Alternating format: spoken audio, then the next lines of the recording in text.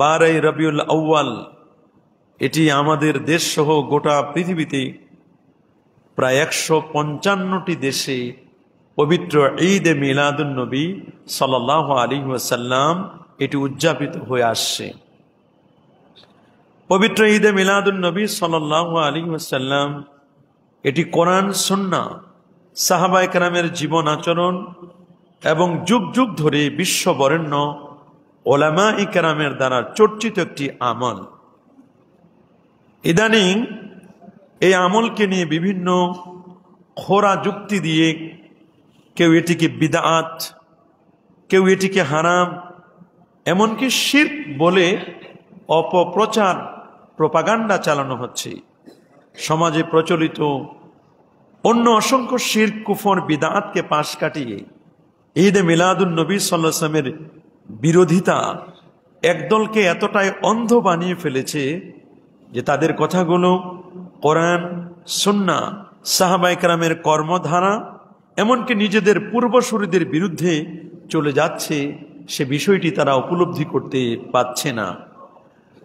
আমরা প্রায়শ যে কথাটি সবসময় আপনাদেরকে বলে থাকি যে ঈদ এ মিলাদুন নবী সাল্লাল্লাহু আলাইহি ওয়াসাল্লাম এটি কোনো ফরজ কোনো ইবাদত নয়, এটি কোনো ওয়াজিব কোনো নয়, এটি কোনো সুন্নাহ নয়, এটি একটি মুবাহ, একটি বৈধ জায়েজ একটি পদ্ধতি।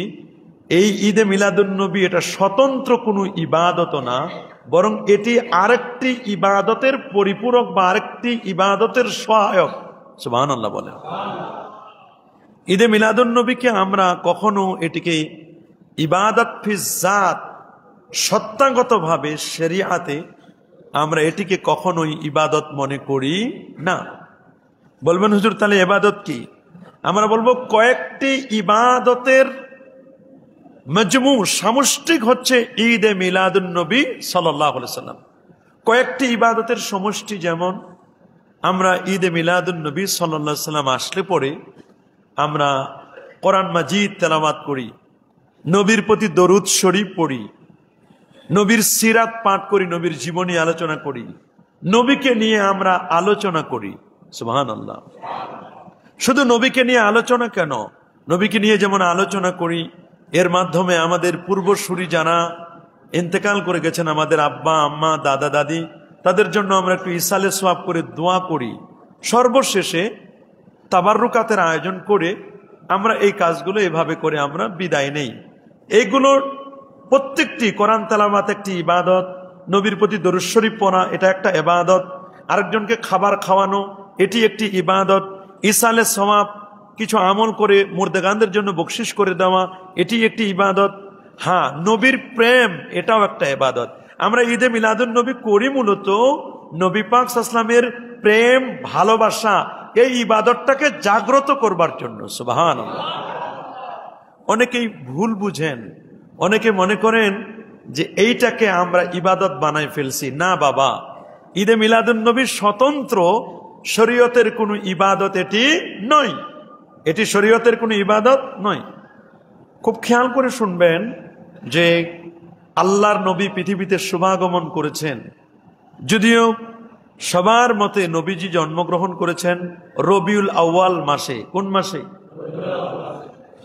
নবী জন্ম নিয়েছেন 570 খ্রিস্টাব্দে হাতি সালে। 570 খ্রিস্টাব্দে হাতি সাল বলা হয় কেন? আব্রাহা যে বছর কাবায় হামলা করার জন্য চেষ্টা করেছিল, ওই বছর নবীজি জন্ম নিয়েছেন। নবীজি জন্ম নিয়েছেন সোমবার, এটি সহিহ হাদিস দ্বারা প্রমাণিত। বলেন কি বার? সোমবার। নবী জন্ম নিয়েছেন 570-এ, এটাও প্রমাণিত। নবীজি জন্ম নিয়েছেন রবিউল আউয়াল মাসে, এটাও প্রমাণিত। কিন্তু কয় তারিখে নবী জন্ম নিয়েছেন, তারিখটা কোনটা, এইটা নিয়ে সমাজের মধ্যে একটা মতভেদ আছে। ওলামায়ে কেরামদের মধ্যে, মুস্তাহিদ ওলামাদের মধ্যে একটি মতভেদ আছে। তবে দুজন সাহাবী সহ ইসহাক সিরাতে ইবনে হিশামের মধ্যে সহ আরো অসংখ্য কিতাবের মধ্যে যেটি প্রসিদ্ধ মত, সেই প্রসিদ্ধ মতটি হচ্ছে আল্লাহ নবী পৃথিবীতে জন্মগ্রহণ করেছেন সোমবার 12 রবিউল আউয়াল প্রভাতে। ভোরবেলায় সুবহি সাদিকের সময়, এটা প্রসিদ্ধ মত। সুবহানাল্লাহ বলেন। আর যে অন্য কোনো মত নেই তা কিন্তু নয়। রবিউল আউয়ালের 2 তারিখের ব্যাপারেও একটা মত আছে, রবিউল আউয়ালের 9 তারিখের ব্যাপারে একটা মত আছে, 8 তারিখের ব্যাপারেও একটা মত আছে, আবার 12 তারিখের ব্যাপারেও একটা মত আছে। 2, 8, 9, 12, মোট 4টা মত। বলেন বাবা কয়টা? 4টা মত আছে। নবীজি কবে জন্মগ্রহণ করেছেন? এখন প্রশ্ন করতে পারেন যে হুজুর এত মত কেন হলো? এবং এই মতগুলো কিন্তু আপনি আমি বলি নাই, কোন মসজিদের খতিব সাহেব বলেন নাই বা ইমাম সাহেব বলেন নাই। এই মতগুলো যারা পোষণ করেছেন এরা যুগ শ্রেষ্ঠ মুজতাহিদ আলিম ওলামারা এই মত পোষণ করেছেন। সুবহানাল্লাহ। কথা যেটাই হোক, 8 তারিখ হোক, 2 তারিখ হোক, 9 তারিখ হোক, আর 12ই রবিউল আউয়াল হোক, রবিউল আউয়াল মাসে তো জন্ম নিয়েছেন নবীজি। যেদিনেই জন্ম নেক, নবীর রবিউল আউয়াল মাসে জন্ম নেওয়ার কারণে বাকি 11 মাসেও আল্লাহ তাআলা বরকত দান করবেন। পুরো বছরটাই তো আমার নবীর জন্মের কারণে পুরো বছর এটা বরকতময় হয়ে গেছে। তবে আল্লামা ইমাম জাহিদ আল কাউসারি রহমতুল্লাহ আলাইহি, তিনি সমসাময়িক আলেমদের মধ্যে একজন সেরা আলেম, তিনি বলেছেন যে আল্লাহর হাবিব সাল্লাল্লাহু আলাইহি ওয়াসাল্লাম তিনি যে রবিউল আউয়াল মাসের 12 তারিখে জন্ম নিয়েছেন, এটা 12 তারিখে আমাদের দেশে 900 বছর ধরে ঈদে মিলাদুন নবী পালন করে আসছে। কত বছর? 100 না 200 না, 900 বছর ধরে। যদি 600 বছর থেকে শুরু করা হয়, যে ঈদে মিলাদুন নবী শুরু হয়েছে 600 হিজরিতে, তা বর্তমান 1400 কত 46 হিজরি, তা প্রায় 1500 যদি ধরি তা 900 বছর, 850 900 বছর ধরে ঈদে মিলাদুন নবী চলে আসছে। যেই কাজটা 850 900 বছর ধরে চলে আসছে, সারা ওয়ার্ল্ড ব্যাপী লক্ষ লক্ষ মানুষ নিয়ে এটি পালন করে আসে, এটা ইজমা এ সুকুতি, এটা নীরব সাইলেন্ট ইজমা, ঐক্যমত হয়ে গেছে। এটাই সবচেয়ে বড় দলিল। সুবহানাল্লাহ। এটাই হচ্ছে সবচেয়ে বড় দলিল। ঈদে মিলাদুন নবী, কোরআন, সুন্নাহ, ইজমা, কিয়াস, খুব খেয়াল করে শুনবেন। শরীয়তের দলিল হচ্ছে বাবা 4টা। বলেন কয়টা? আর একটু জোরে বলেন কয়টা? 1 কোরআনুল কারীম শরীয়তের দলিল, 2 সুন্নাতে রাসূল সাল্লাল্লাহু আলাইহি ওয়াসাল্লাম, 3 ইজমায়ে উম্মাহ, উম্মতের ইজমা, মুজতাহিদ ইমামদের ইজমা, 4 নম্বর হচ্ছে মানুষদের উম্মতের যারা গবেষক আলেম তাদের গবেষণা। 4টা দলিলের বাহিরে আর কোনো দলিল। মূল দলিল হচ্ছে 2টা, কোরআন এবং সুন্নাহ। বলেন মূল দলিল কয়টা? কোরআন এবং সুন্নাহ। এই যে মূল দলিল 2টা, আল্লাহ নবীর প্রিয় সাহাবী হযরতে মুআজ ইবনে জাবাল, প্রিয় সাহাবী, আ'লামু বিল হালাল ওয়াল হারাম, তাকে রাসূলুল্লাহ সাল্লাল্লাহু আলাইহি ওয়াসাল্লাম ইয়ামানের গভর্নর করে পাঠাবেন, ইয়ামান দেশের কাজী করে, হাকিম প্রশাসক করে পাঠাবেন। নবীজি মুআজ ইবনে জাবালকে বলেন, মুআজ তুমি তো ইয়ামানে যাচ্ছ, আমাকে ভালো করে দেখে নাও, আমি রসুলের সাথে তোমার আর জীবনে দেখা নাও হতে পারে। মুআজ ইবনে জাবাল রাদিয়াল্লাহু তাআলা বুঝতে পারলেন, আমার মনে হয় রসুলুল্লাহর ইন্তেকাল খুব কাছাকাছি হয়েছে, আমি যদি দূরে চলে যাচ্ছি, রসুল আমাকে বললেন তুমি শেষ দেখা দেখে নাও, আমার সাথে আর তোমার আর দেখা নাও হতে পারে। মুআজ ইবনে জাবাল রাদিয়াল্লাহু তাআলা উট থেকে নেমে রসুল্লাহকে জড়িয়ে ধরে চুমু খেলেন, নবীকে দেখলেন। তো নবী যখন তাকে বিদায় দিচ্ছিলেন মদিনা শরীফ থেকে, আল্লাহ নবী মুআজ রাদিয়াল্লাহু তাআলা নবীকে লক্ষ্য করে বলেন, ইয়া রাসূলুল্লাহ, আপনি তো আমাকে ইয়ামান দেশের গভর্নর করে পাঠাচ্ছেন, বিচারক করে, তা আমি কিভাবে বিচার কার্য ফয়সালা করব? তো রাসূলুল্লাহ বলেন, তুমি আল্লাহর কোরআন দিয়ে বিচার করবে। সাহাবী মুআজ ইবনে জাবাল বলেন, হুজুর ফাইল্লাম আজিদ ফি কিতাবিল্লাহ, কোন মাসআলা যদি কোরআনে আমি না পাই, নবীজি বলেন ফাবে সুন্নাতে রাসূলিল্লাহ, তাহলে আমি রাসূলুল্লাহর হাদিস সুন্নাহ দিয়ে তুমি বিচার কার্য ফয়সালা করবে। আল্লাহু আকবার। সাহাবী বললেন, হুজুর কোরআনেও যদি কোনো মাসআলা না থাকে, হাদিসেও যদি কোনো মাসআলা না থাকে, তাহলে আমি কি করব ইয়া রাসূলুল্লাহ?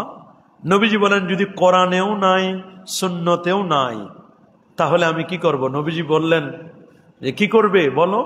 সাহাবী মুআজ ইবনে জাবাল বলেন, ফা আজতাহিদু বিরাই, হুজুর আমি গবেষণা করে ফতোয়া দিব। গবেষণা করে কি করব? মাসআলা দিব, ফতোয়া দিব। নবীজি কিন্তু তাকে নিষেধ করে নাই। নবীজি তার বুকের মধ্যে একটু হালকা বাড়ি দিলেন, একটু সাব্বাস, হ্যাঁ ঠিক আছে, আলহামদুলিল্লাহিল্লাযী ওয়াফাকা রাসূলা রাসূলিহি। সমস্ত প্রশংসা হয় আল্লাহর, যে আল্লাহর রসুলের দূতকে আল্লাহ তাআলা এই কাজ করার জন্য আল্লাহ তাআলা তাকে তৌফিক দিয়েছেন। নবীজি এটাকে সাপোর্ট করলেন। সুবহানাল্লাহ বলেন। তাহলে আমরা সিদ্ধান্ত, কোন মাসআলা যদি কোরআনে না পাই, হাদিসে না পাই, তাহলে গবেষণা হবে। বলেন কি হবে? আচ্ছা, গবেষণা করবে কি আমার মতো আপনার মতো লোক, নাকি মুস্তাহিদ বড় ইমাম যারা, তারা করবে গবেষণা? সুবহানাল্লাহ বলেন, আল্লাহু আকবার বলেন। আরেকটি কথা এখানে শুনে রাখবেন, কোন বিষয়কে বেদাত বলতে গেলে, যে এই বিষয়টা বেদাত, এই কথা বলতে গেলে কোন মসজিদের ইমাম সাহেব এগুলো বললে হবে না। হ্যাঁ হবে, মসজিদের ইমাম সাহেব যদি কোনো একটা ডকুমেন্টস থেকে বলে, সোর্স থেকে বলে, তবে এটা হবে। সোর্স ছাড়া কোন মসজিদের ইমামের এই অথরিটি ইসলাম দেয় নাই যে কোনো ইবাদতকে সে বেদাত বলবে, হারাম বলবে, নাজায়েজ বলবে। এটা পৃথিবীর কোন ইমামকে এই অথরিটি ইসলাম দেয় নাই। আল্লাহু আকবার। তাহলে কে বলবে? হ্যাঁ, ইমাম সাহেব বলতে পারেন। ইমাম সাহেব বলবেন, উনি একটা সোর্স থেকে বলবেন যে অমুক মুস্তাহিদ ইমাম বলেছেন, অমুক গবেষক ইমাম বলেছেন, অমুকে এটা বলেছেন। উনি শুধু আপনাদেরকে শুনাই দিবেন নকল করে, অমুক বক্তব্যটি অমুকের বক্তব্য এই। যদি কোনো বিষয়ে কোরআনের দলিল থাকে, হাদিসের দলিল থাকে, ইজমার দলিল থাকে, ঐক্যমতের দলিল থাকে, অথবা গবেষণালব্ধ কিয়াস করার দলিল থাকে, এটা সরাসরি হোক চাই ইঙ্গিতে থাকুক, যদি কোনো মাসআলার সরাসরি দলিল কোরআন সুন্নাহ ইজমা কিয়াস অথবা ইঙ্গিতে থাকে, তাহলে এইরকম কোন মাসআলাকে আপনি বিদআত বলার আপনার কোনো ক্ষমতা নেই। এটা আপনাদেরকে ক্লিয়ার করে আমি বুঝাই দিলাম। কারণ পৃথিবীতে মানুষ হলো দুই প্রকার। সবাই বলেন, পৃথিবীতে মানুষ কয় প্রকার? একদল হচ্ছে গবেষক, মুজতাহিদ গবেষক। বলেন, একদল হলো কি? গবেষক, গবেষণা করবেন। আরেক দল ওনাদের গবেষণাটাকে সবাই মানবেন। সুবহানাল্লাহ বলেন। একজন বলবেন, বাকিরা শুনবেন। একজন বলবেন আর বাকিরা কি? একজন আপনার গবেষণা, উনি গবেষণা করে একটা কথা বলবেন, আরেকজন এই কথাটা শুনবেন। এটা হলো নিয়ম। গোটা পৃথিবীতে এই নিয়মেই কিন্তু চলছে। আপনারা দেখেন, গবেষকের কাজ হলো কোরআন সুন্নাহ থেকে মাসআলা মাসাইল বের করা। মাসআলা মাসাইল কি করা? বের করা। আচ্ছা, এখানে আমরা যারা আছি, আমরা কি কোরআন হাদিস থেকে মাসলা মাসাইল বের করতে পারি বাবা? বলেন না আপনারা? আপনারা পারেন? আমিও তো পারি না, আমিও পারি না। আমার মতো এরকম বড় বড় যত আলেম ওলামা যারা আছে, তারাও পারবে না। কারণ একজন মুস্তাহিদ হওয়ার জন্য, গবেষক হওয়ার জন্য ইমাম আবু হানিফা, ইমাম শাফি, ইমাম মালিক, ইমাম আহমদ বিন হাম্বল, ওই রকম বড় বড় ইমাম হইতে হবে, তাহলে তিনি গবেষণা করে কোরআন হাদিস থেকে মাসআলা মাসাইল বের করতে পারবে।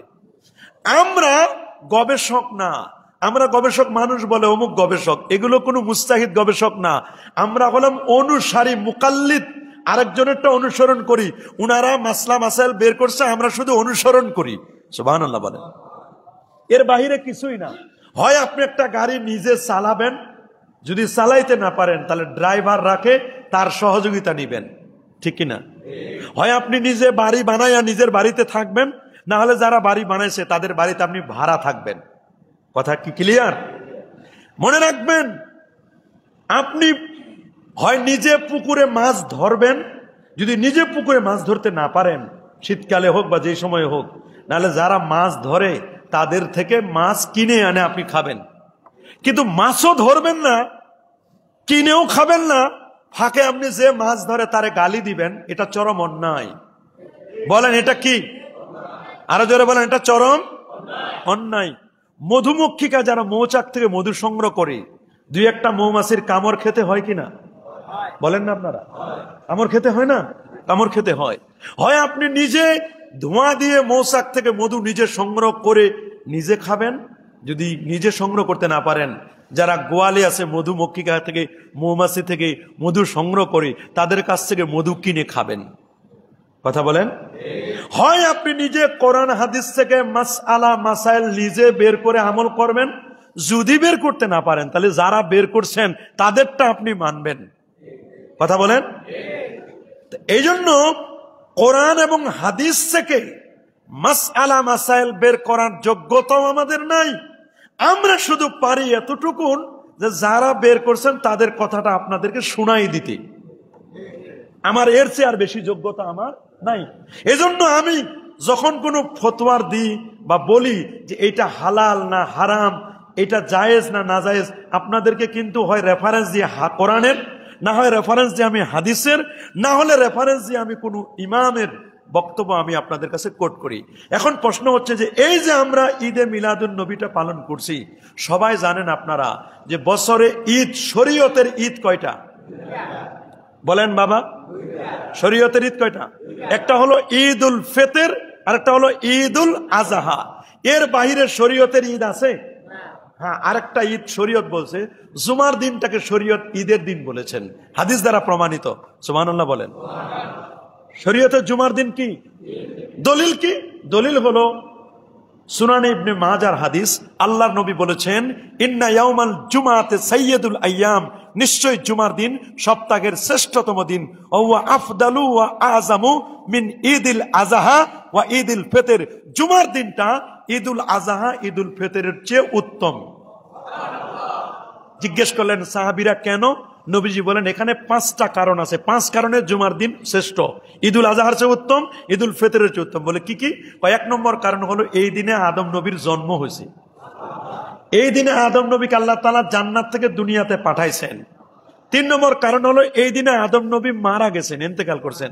4 নম্বর কারণ হলো এই দিনে এমন একটা সময় আছে বান্দা আল্লাহর কাছে যা দোয়া করবেন সেটা কবুল হবে।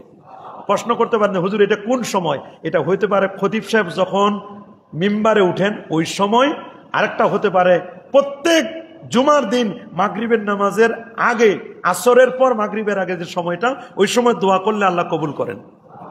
আর এই জুমার দিনে কিয়ামত হবার সম্ভাবনা আছে।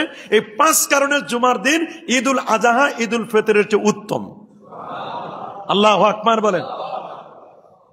এই যে জুমার দিন, এটাও কিন্তু ঈদ। জুমার দিনটা কি?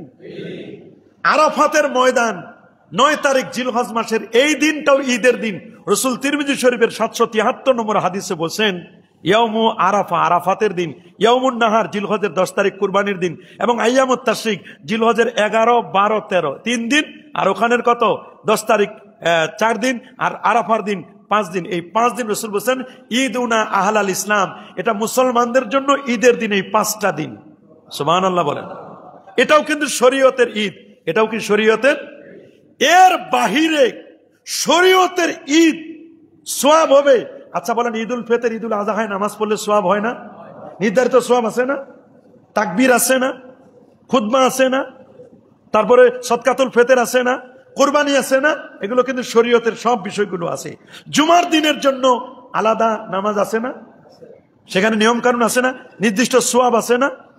এই ঈদের বাহিরে যত ঈদের কথা বলুক মানুষ, সব ঈদ হলো শাব্দিক অর্থে ঈদ।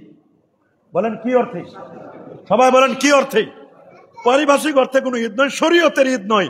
যেমন আল্লাহর নবী পৃথিবীতে জন্ম নিয়েছেন, এতে আল্লাহ খুশি না?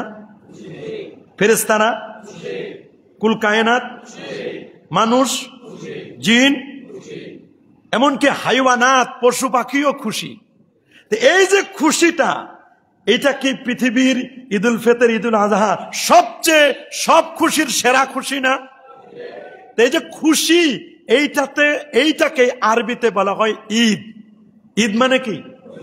খুশি। এটা কি ওই ঈদের সাথে মিলালে চলবে? তাহলে এই যে আমরা খুশিটা বললাম, এই খুশিটা কিন্তু সবচেয়ে বড় খুশি। আল্লাহর নবী যখন মক্কা শরীফ থেকে মদিনা শরীফে হিজরত করে গেলেন, করছেন না হিজরত? নিজের ইচ্ছায় না আল্লাহর ইচ্ছায়? আল্লাহ চাইছেন। এই জন্য সাহাবায়ে কেরাম বলেন, নবীর হিজরতে আমরা ছোট বড়, আবাল বৃদ্ধ বনিতা সবাই আমরা ওই দিনের মতো আমরা কখনো খুশি হই নাই। নবী আমাদের মাঝে আসছে। নবী আমাদের মাঝে। নবী মক্কা শরীফ থেকে মদিনা শরীফে হিজরত করে গেছেন, ওই দিনের চেয়ে সাহাবায়ে কেরাম বলছেন আমরা জীবনে আর কোনো খুশি হই নাই, এত খুশি। তাহলে দেখেন নবী হিজরত করে গেছে তাতে খুশি, নবী আমার যেদিন পৃথিবীতে আগমন করছে ওই দিনটা কি খুশি না? সকল খুশির সেরা খুশি না? এই জন্য এটাকে বলে সকল ঈদের সেরা ঈদ, সেরা খুশি। এখন যদি বলেন যে হুজুর সেরা যদি খুশি হয়, সকল ঈদের সেরা ঈদ হয়, ঈদ উল ফিতরের চেয়ে ঈদ উল আজহার চেয়ে, ঈদ উল ফিতরে তো নামাজ আছে, ঈদ উল আজহার নামাজ আছে, তা আপনারা যে ঈদে মিলাদুন নবী করেন এইটার নামাজ কই, তাকবীর কই, সদকাতুল ফিতর কই, জাকাত কই, কুরবানি কই? এই জন্য বুঝতে হবে যে ওটা হলো শরীয়তের ঈদ, ওইটার আলাদা জিনিস, আর এইটা হলো আবিধানিক অর্থে, শাব্দিক অর্থে ঈদ, শাব্দিক অর্থে খুশি।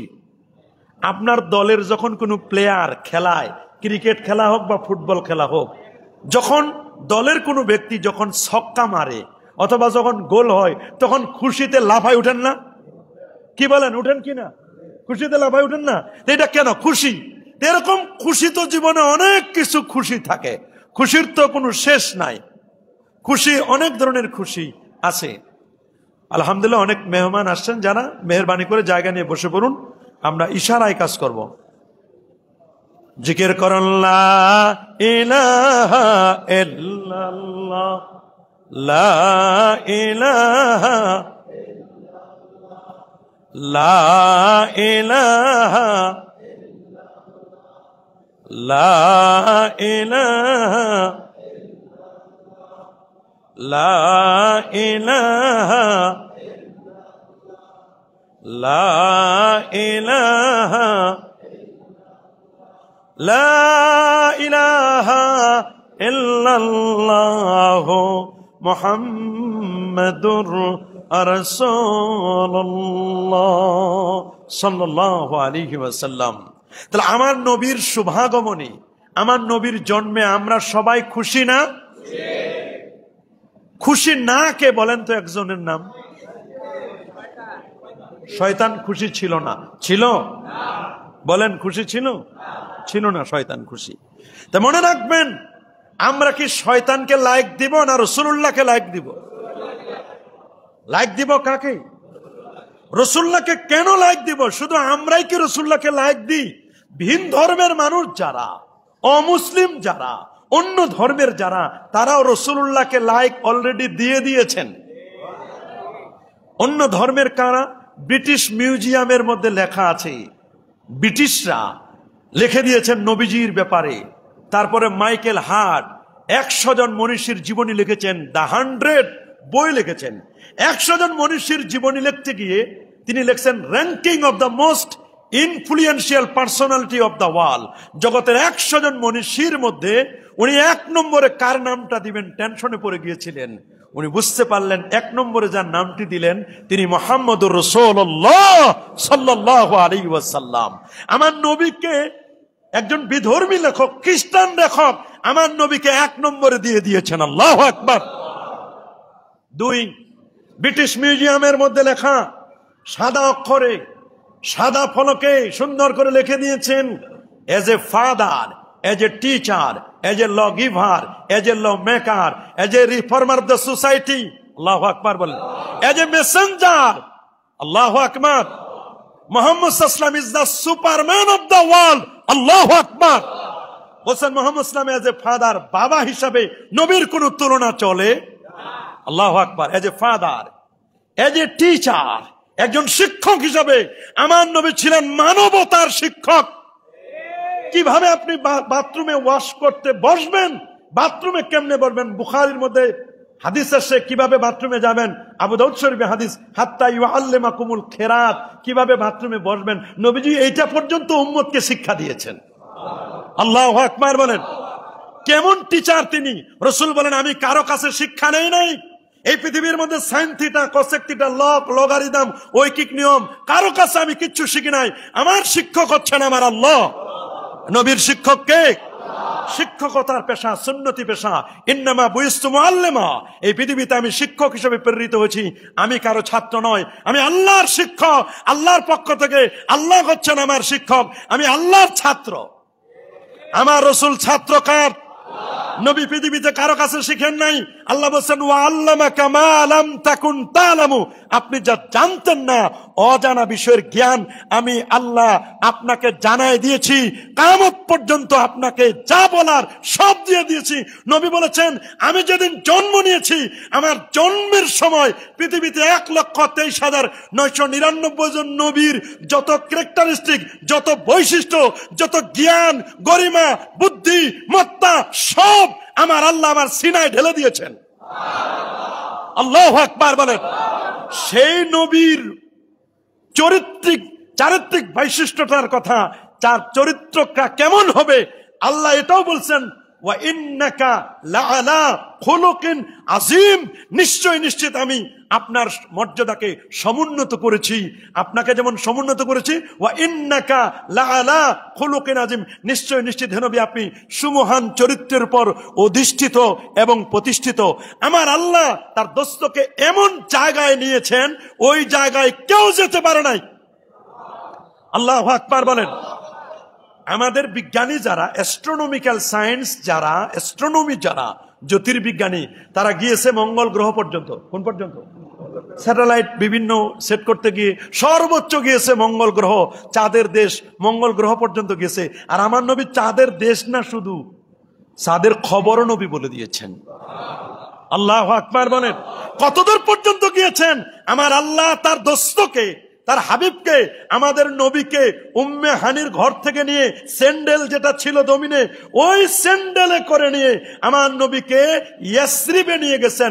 মদিনা শরীফের পূর্ব নাম ইয়াসরিব থেকে নিয়ে গেছেন তিনি বাইতুল মুকাদ্দাস। বাইতুল মুকাদ্দাসে সমস্ত নবীদের ইমামতি করায়া, নবীকে শ্রেষ্ঠত্ব ঘোষণা করায়া, সেখান থেকে নবীজি ইয়াসরিব, বেথলেহেম, তুরে সিনা, বাইতুল মুকাদ্দাস হয়ে নবী চন্দ্র, সূর্য, গ্রহ, নক্ষত্র, Neptune, Pluto, Galaxy, Milky Way, Nova, supernova, Proxima সেন্ট্রাই, Andromeda Galaxy cross করে, ব্ল্যাক হোল ক্রস করে আমার নবী প্রথম আকাশে দেখে দ্বিতীয় আসমান, তৃতীয় আসমান, চতুর্থ, পঞ্চম, ষষ্ঠ, সপ্তম আকাশের পরে সিদরাতুল মুনতাহা, ফেরেশতাদের ডিউটি বন্টনের জায়গা, এর উপরে কোনো ফেরেশতা যেতে পারে না। সিদরাতুল মুনতাহার পরে 70,000 নূরের পর্দা, হিজাব, এক একটা পর্দা থেকে আরেকটা পর্দার দূরত্ব 500 বছর রাস্তা, এরকম 70,000 পর্দা পাড়ি দিয়ে আল্লাহ নবী আরশে আজিমে গেলেন। আমার আল্লাহ বলেন দোস্ত আপনি এমন জায়গায় আসছেন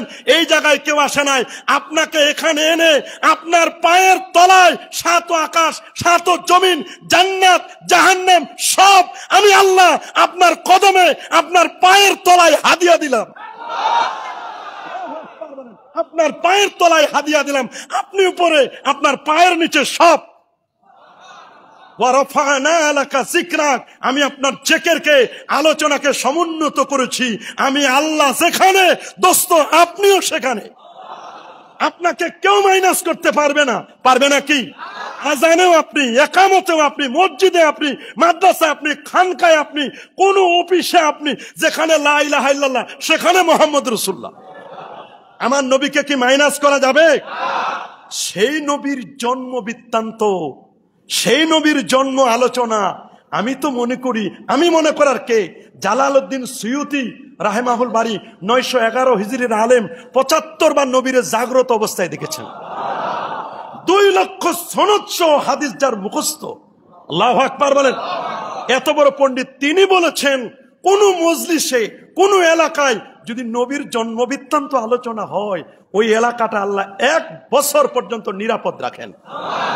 ওই মার্কেটে আগুন লাগে না, আসমানি ফেরেশতারা রহমত দিয়ে, বরকত দিয়ে ভরপুর করে দেন। উনি কিতাব লিখছেন হুসনুল মাকসিদ ফি আমালিল মাউলিদ। উনার বক্তব্য উনি বলে দিয়েছেন এই কাজগুলো নিঃসন্দেহে ভালো কাজ। আল হাবিউলিল ফাতওয়া কিতাব লিখেছেন হাফেজ ইমাম ইবনু হাজার আসকালানী রাহমাতুল্লাহ আলাইহি 852 হিজরি আলেম। উনি আল আজবিবাতুল মারদিয়া এই কিতাবে নবীর ঈদে মিলাদুন নবীকে তিনি জায়েজ বলেছেন, উত্তম বলেছেন। আল্লাহু আকবার। আর যেমন আল্লাহু আকবার। উনি দলিল, আমরা কোনো দলিল দিই নাই। উনারা যে দলিল দিয়েছেন, আবু শামা ইমাম নববীর ওস্তাদ, যিনি 21 বছর উনি কখনো বিছানায় ঘুমান নাই, বসে বসে ঘুমাইছেন। উনি আল বায়েস আলা মুনকিরিল বিদঈ ওয়াল হাওয়াদিস এই কিতাবের মধ্যে এনেছেন নবীর জন্ম বৃত্তান্ত। এটি বরকতি কাজ। কেমন নবী? যে নবী জন্মের আগে তার বাবা মারা গেলেন। কে মারা গেছে? নবীর জন্মের আগে বাবা মারা গেল। নবী খুব হাই ফাই ইলিট ফ্যামিলিতে জন্ম নিয়েছেন এমন কোনো নয়, বরং কুরাইশ বংশ শ্রেষ্ঠ বংশ ছিল। কিন্তু নবী যখন জন্ম নিয়েছেন ওই ঘরে বাতি জ্বালানোর মতো একটা কুপি ছিল না, ল্যাম্প ছিল না। আল্লাহু আকবার বলেন। আমেনার ব্যাপারে রাসূলুল্লাহর আম্মাজান নামটা কি? আমেনা রাদিয়াল্লাহু তাআলা আনহা।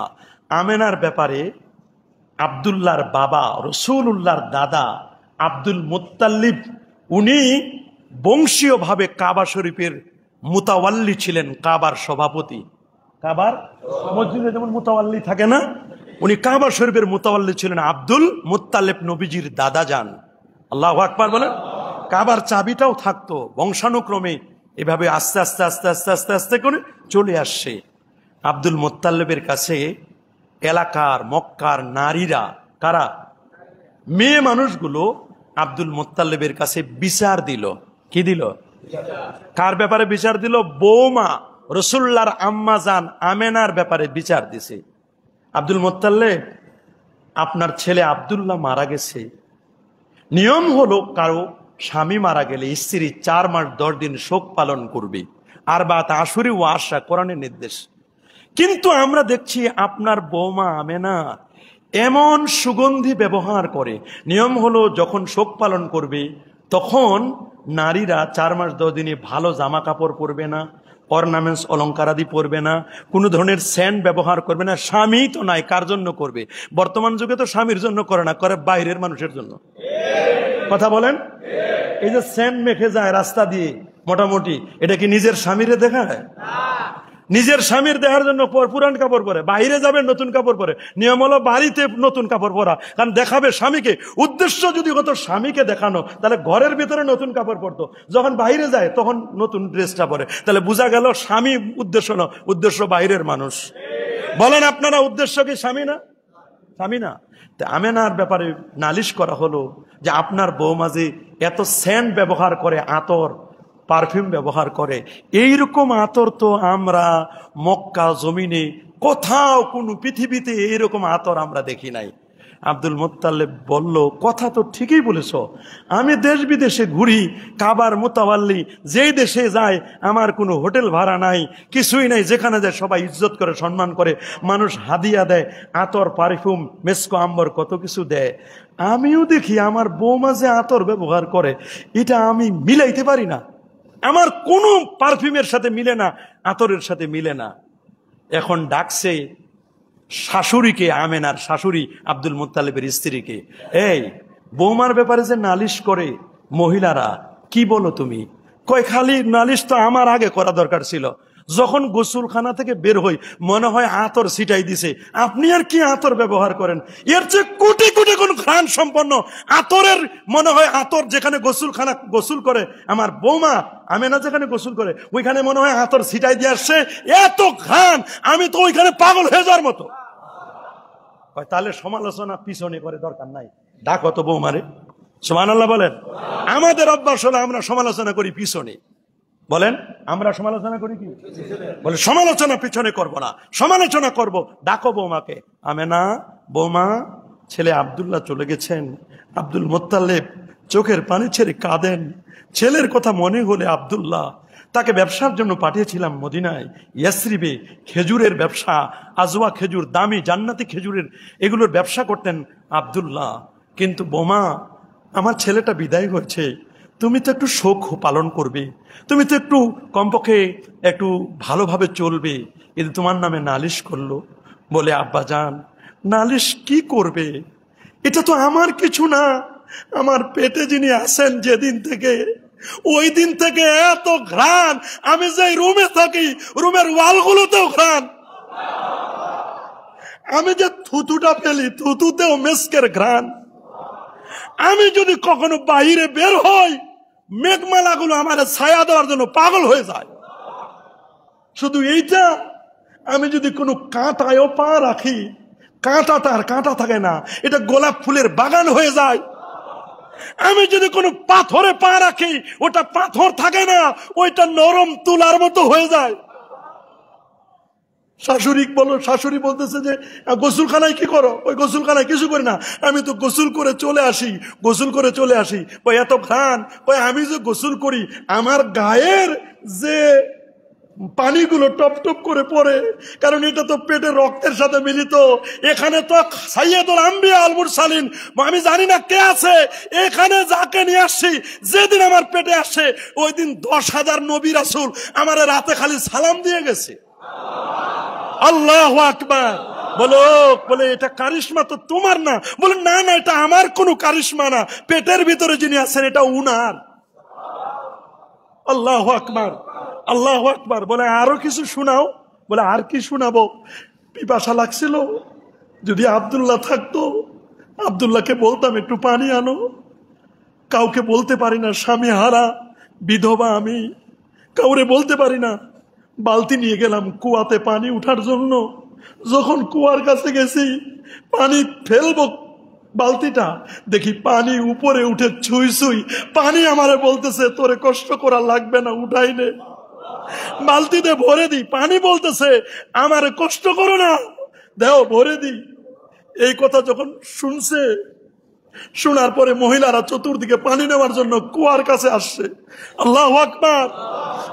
যখন আমেনা চলে যাবে, আমেনাকে বলছে, আমেনা বোন যাস না, তুই গেলে পানি নিচে নেমে যাবে, যাস না, তুই যদি চলে যাস আমেনা, তুই কি কাজ করস, তোর কারণে পানি উপরে উঠছে, আমাদের এত বড় দড়ি নাই, বালতি নাই যে নিচ থেকে পানি উঠাবো। বোন তুই যাস না, তুই পাশে থাক, তুই যদি পাশে থাকিস তাহলে পানিটা নিচে নামে যাবে না, তুই পাশে থাকলে পানি থাকবে, আমরা পানি ভরে নিব। আর তুই কেন কষ্ট করে আসছিস? তুই যদি বলতি আমরা তোরে পানি দিয়ে আসতাম। বলে আমার কিছুই না, এগুলো সব পেটের ভিতরে যিনি আছেন উনার বরকত। আমি দেখি মাঝে মধ্যে জান্নাত থেকে হুরেরা আসে, আমারে সালাম দেয়, হুরেরা সালাম দেয়, সালাম দেয় হুরেরা, হুর গিলমানরা আমাকে এসে সালাম দেয় আর বলে তোর পেটে যিনি আছেন তিনি উভয় জাহানের নবী, কুল কায়নাতের নবী, খায়রুল বারিয়া, সৃষ্টির শ্রেষ্ঠ নবী। আল্লাহু আকবার। আমেনা বলে আমার কপালে নূর চমকায়, এভাবে করে নূর চমকাতে কি নূর আসলো অবাক করার মতো। আমি যেখানে যাই আমার ইজ্জত, আমার সম্মান, আমার যে এত দাম আমি বুঝতেছি না, কি বাঘে আমারে সালাম করে। আমি পাশ দিয়ে রাস্তা দিয়ে হেঁটে গেলে বালুকণা আমারে সালাম দেয়, গাছপালা আমার উপর ছায়া দেয়। আমি কি, আমার পেটের ভিতরে কি আছে আমি বুঝতে পারতেছি না। সময় গড়িয়ে যাচ্ছে, যেতে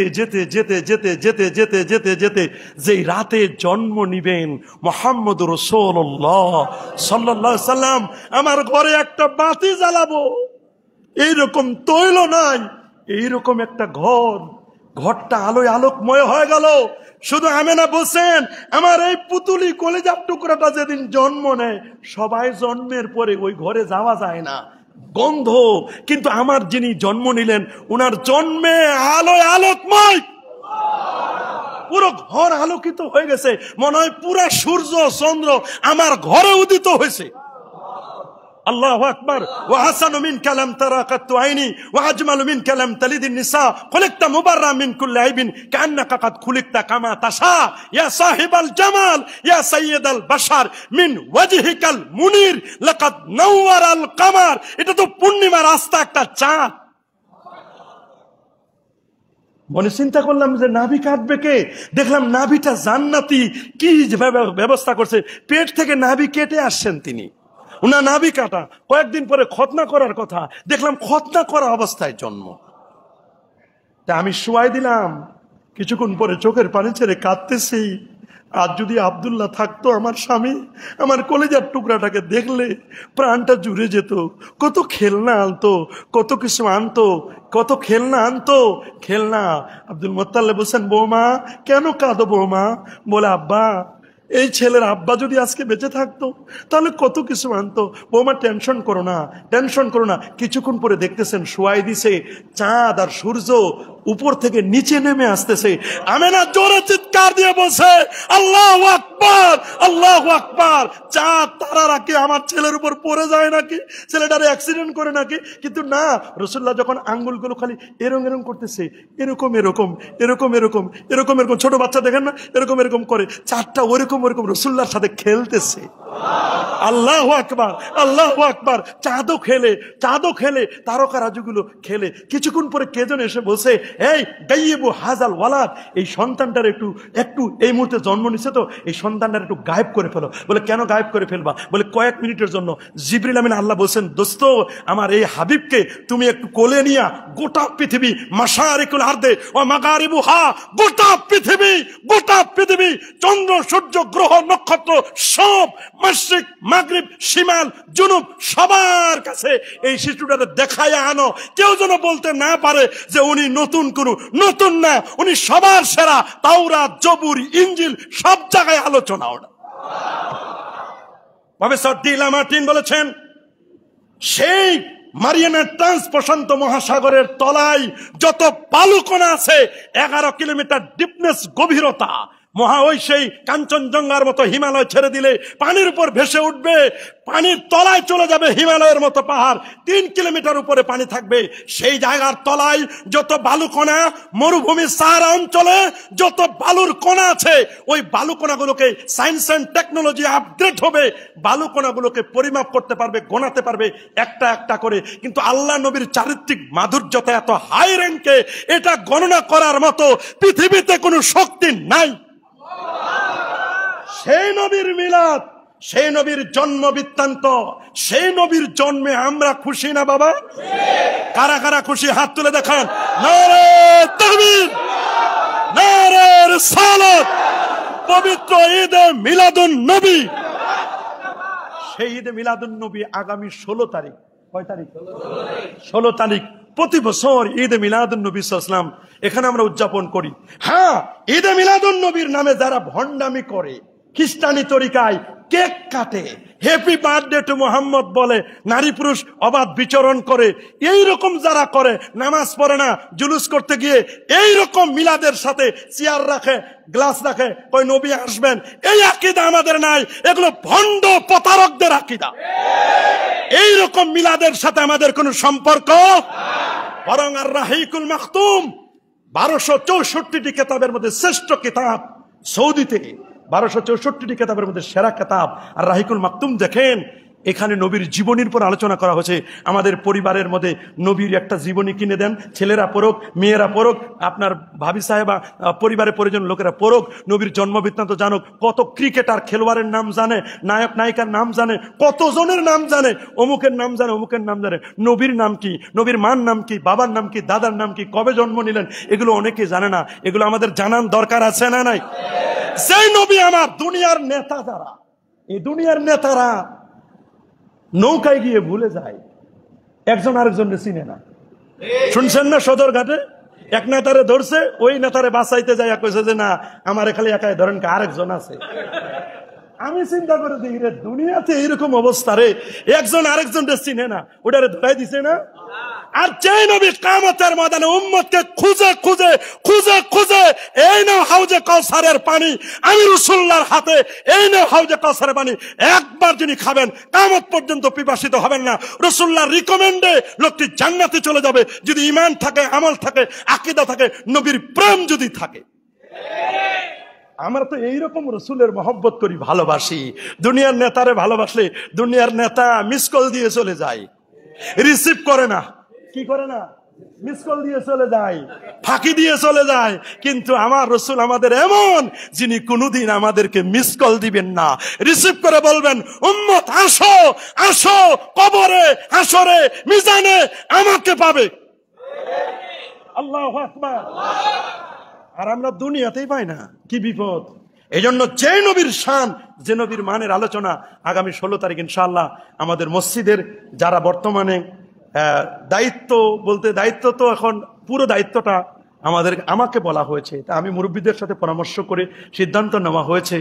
আমি কিছুই না, আমাকে শুধু, আমি একজন গোলাম খাদেম হিসাবে, আমাদের কমিশনার সাহেব আমাকে যেহেতু দায়িত্ব দিয়েছে ওই হিসাবে, এবং কোন ক্ষেত্রে আমার কোনো ইন্টারেস্ট নাই। কে কি করছেন কোন, এটা আল্লাহর হাওলা, যা হচ্ছে আমি কোনোতেই কোনো ইন্টারফেয়ার করতে চাই না, শুধু এতটুকু বলতে চাই আপনাদের কাছ থেকে, আল্লাহওয়ালা ভালো মানুষ কমিটিতে আসুক, মসজিদের উপকার হোক, মসজিদটা শান্তিতে চলুক, এমন লোকদেরকে আমি চাই। এতে কে হবে এটা আপনাদের ব্যাপার, আপনারা ডিসিশন নেবেন। তারপরেও মুরব্বী যারা আছেন, এখন এই অন্তর্বর্তীকালীন সরকারের সব জায়গায় তো উপদেষ্টা আছে, আমাদের মসজিদের কিছু উপদেশ দেওয়ার মতো মুরব্বীদেরকে নিয়ে সিদ্ধান্ত হয়েছে আগামী 16 তারিখ, গত জুমায় বলেছিলাম, ঈদে মিলাদুন নবী সাল্লাল্লাহু আলাইহি উদযাপন সোমবার, দেখেন সোমবারও পড়ছে এবার, আলহামদুলিল্লাহ বলেন। ইনশাআল্লাহ আমি আমাকে দায়িত্ব দিয়েছিলেন যে হুজুর একজন আলেমকে দাওয়াত দেন, তাই আমি একজন আলেমকে দাওয়াত দিয়েছি, মুফতি মাওলানা আব্দুল মুনঈম খান। কণ্ঠটাও সেরা কণ্ঠ, সুন্দর করে ওয়াজ ও নসিহত করতে পারেন, তাই আমি ওনাকে দাওয়াত দিয়েছি। আর আমি তো আপনাদের খাদেম হিসাবে আছি, ইনশাল্লাহ আমি থাকবো।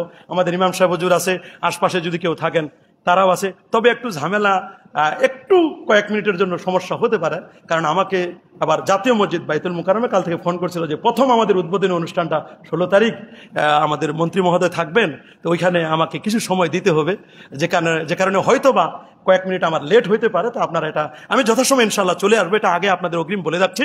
তবে আপনারা কেউ মিস করবেন না, আমি যথাসময় ইনশাল্লাহ চলে আসবো। যদি ওই বাইতুল মুকাররমের প্রোগ্রামটা যদি ঠিক থাকে, তাহলে আমার আসতে কয়েক মিনিট বা হয়তো বা 1 ঘন্টা দেরিও হতে পারে রাস্তাঘাটের জ্যামের কারণে। তো এই যে একটা বিশাল প্রোগ্রাম, প্রতি বছর আমরা প্রোগ্রামটা করি, প্রায় অনেক অর্থ ব্যয় হয়। এবছরের পরিস্থিতিও খুব খারাপ, সব দিক মিলাইয়া আমি দেখেছি যে আসলে কঠিন পরিস্থিতি, আবার নামাজও শুরু করতে হবে 1:30টার মধ্যে, তো সব দিক মিলে সময় খুব শর্ট।